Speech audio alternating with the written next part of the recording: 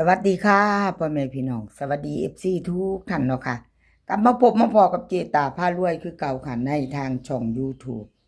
คลิปนี้เจตาจะลงรัฐบาลไทยค่ะรัฐบาลไทยจะเป็นของวันที่17เนาะค่ะที่จะถึงนี้เนาะ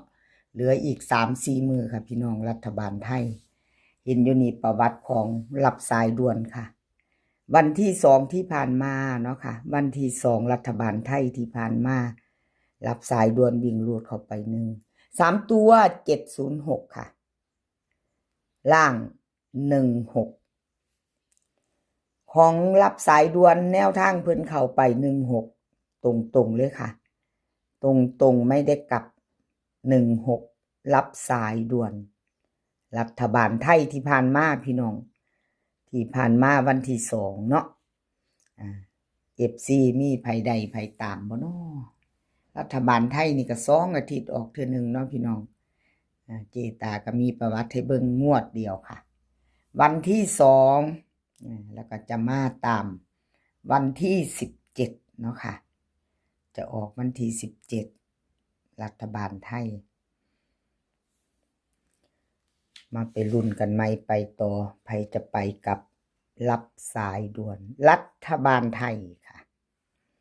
รัฐบาลไทยมาไปต่อกับเพิ่นรับสายด่วนวิ่งรูดเพิ่นให้มา9กับ0ค่ะ9กับ0 2ตัว4หาง9190 0203ค่ะ3ตัว3หาง902 091 020ค่ะวันที่17ค่ะพี่น้องรัฐบาลไทยวิ่งรูดเพิ่นเด่น9ตัวเดียวเด้อค่ะรอง0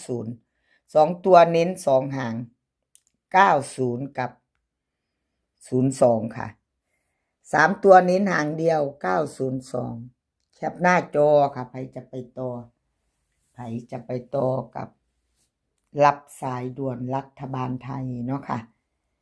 หยิบจับลอตเตอรี่กันไว้ค่ะยังหลายมือค่ะพี่น้องชอบก็จัดขัดก็ผ่านเนาะแคปหน้าจอไว้ถ้าชอบแนวทางของรับสายด่วนรัฐบาลไทยค่ะพิจารณาเบิ่งไว้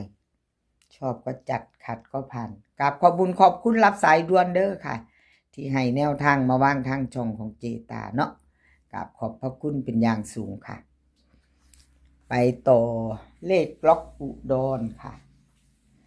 ล็อกอุดรค่ะรัฐบาลไทยที่ผ่านมาค่ะล็อกอุดร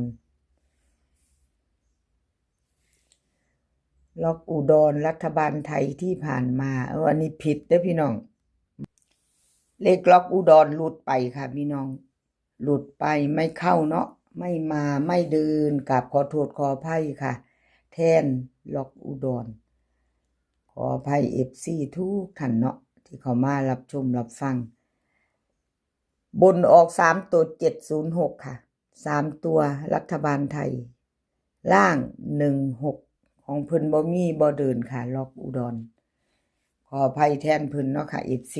ผู้เข้ามาติดตามรับชมรับฟังมาตามไม่ตามต่อค่ะไปไม่พิจารณาเอาถ้าชอบก็จัดขัดกับพันแนวทางใหม่ของเพิ่นมาแล้วเนาะค่ะเลขล็อกอุดรวิ่งรูดค่ะเพิ่นให้มา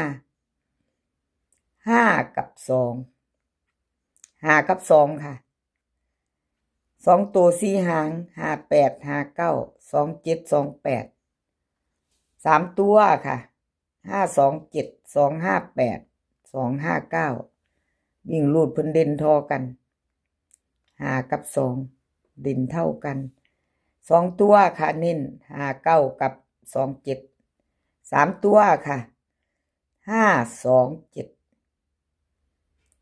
แคปหน้าจอค่ะใครจะไปต่อกับเลขล็อกอุดรรัฐบาลไทยเนาะค่ะ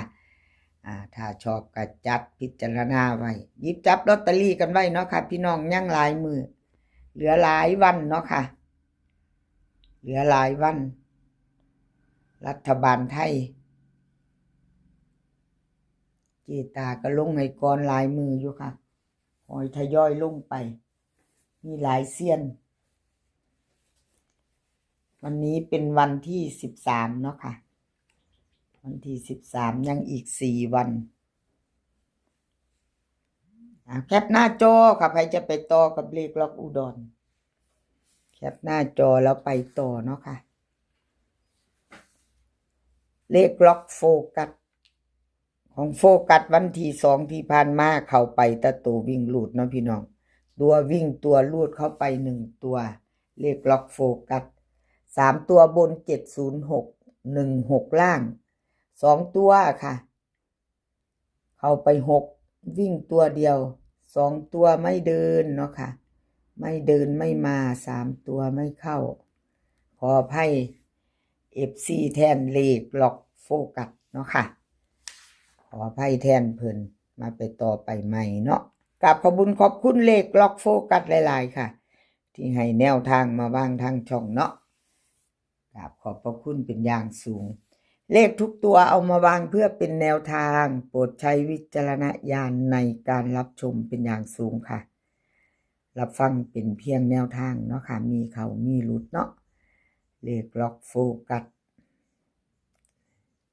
ใครจะตามต่อก็เตรียมแคปหน้าจอเนาะค่ะเลขล็อกโฟกัสรัฐบาลไทยวิ่งหลุด8กับ4ค่ะ8กับ4 2ตัว4หาง8 2 8 3 4 7 4 6 3ตัว3หาง8 4 7 8 4 6 8 8 3ค่ะวิ่งหลุด8กับ4เด่นเท่ากันเนาะค่ะล็อกโฟกัส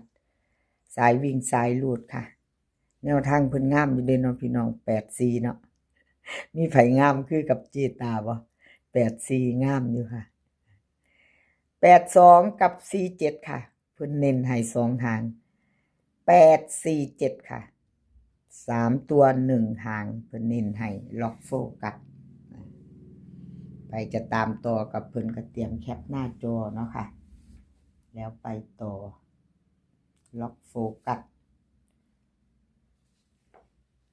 กราบขอบคุณล็อกโฟกัสที่ให้แนวทางมาว่างทางช่องของเจตาเนาะค่ะกราบขอบพระคุณเป็นอย่างสูงไทยมักหวยค่ะรัฐบาลไท